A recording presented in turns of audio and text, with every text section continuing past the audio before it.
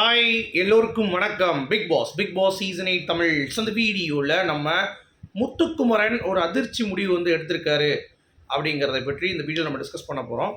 அடுத்து தீபக் அவர்களுடைய அந்த இடம் இருக்குல்ல, அதை இந்த கிரிஞ்சு விஷால் பார்த்தீங்கன்னா ரீப்ளேஸ் பண்ணி, என்ன ஒரு டெடிகேஷனான ஒரு பர்சன் இப்படி ஒரு ஆளை ரீப்ளேஸ் பண்ணி பயங்கரமாக கண்டென்ட் இருக்கும், தர்ஷிகா அன்ஷிதா வந்தா அப்படின்ற மாதிரிக்காகவே ரீட்டைன் பண்ணி நம்ம விஷாலை ஒரு விஷயம் பண்ணாங்க. பட் அதற்கான சம்பவம் இந்த வீட்டுக்குள்ளே நடந்துச்சா அப்படின்னு கேட்டிங்கன்னா அதை பற்றி இந்த வீடியோவில் டிஸ்கஸ் பண்ண போகிறோம்.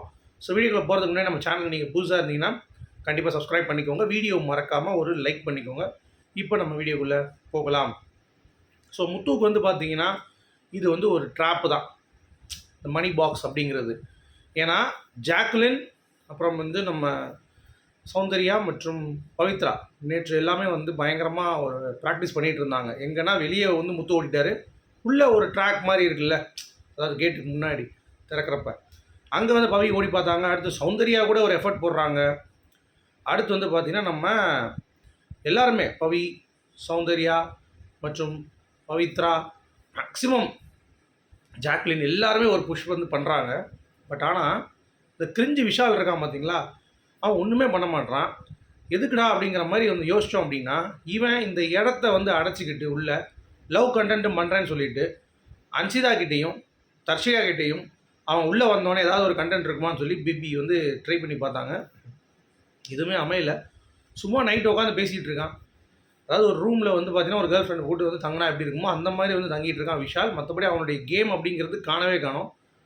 நானும் அட்லீஸ்ட் இந்த இது டாஸ்க்காக ஏதாவது ப்ரிப்பேர் பண்ணுவான், இல்லை ஏதாவது ஒன்று இருக்குது, ஒரு ஸ்பெஷலாக ஒரு இது இருக்குதுன்னு சொல்லி பார்த்துட்டு இருந்தால் ஒன்றுமே நடக்கலை.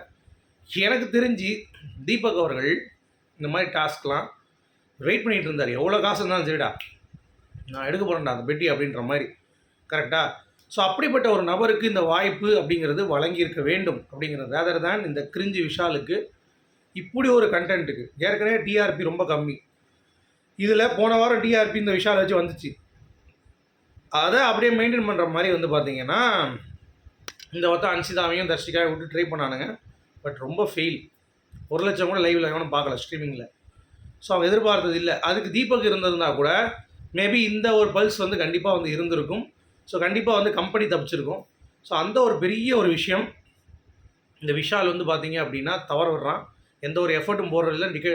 இந்த பெட்டி டாஸ்க் பார்த்தீங்கன்னா வெறும் ட்ரெஸ்ஸை மட்டும் மாதிரி உட்காந்தவன். அதுக்கடுத்து எந்த ஒரு ஃபீலிங்கும் இல்லை.